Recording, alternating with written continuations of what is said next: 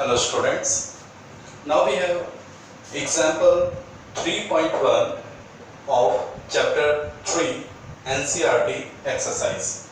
So in this numerical what we have, the storage battery of a car has an EMF of 12 volt if the internal resistance of the battery is 0.4 ohm. What is the maximum current that can be drawn from the battery? Let's see.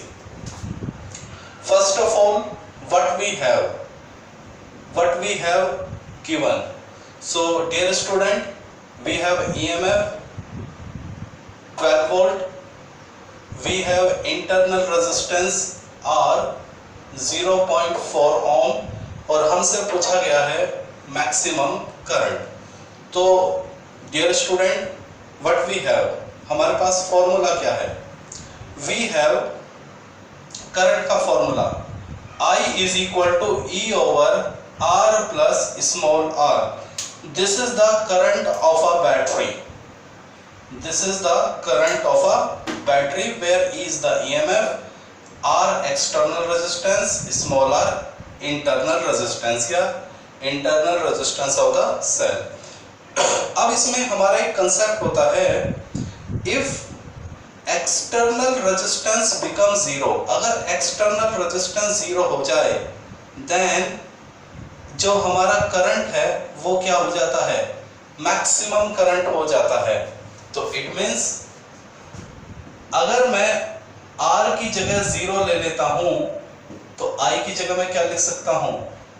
Maximum current. देखिए R को हमने क्या ले लिया?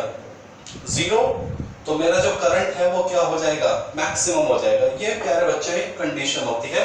This is the condition of a cell. अगर cell के लिए external resistance zero है, in that case it will provide the maximum current. Okay, I maximum is equal to E की वैल्यू कितनी है प्यारे बच्चों? 12. 0,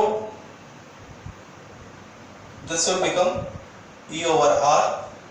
तो E की वैल्यू हमारे पास 12, R की वैल्यू 0.4.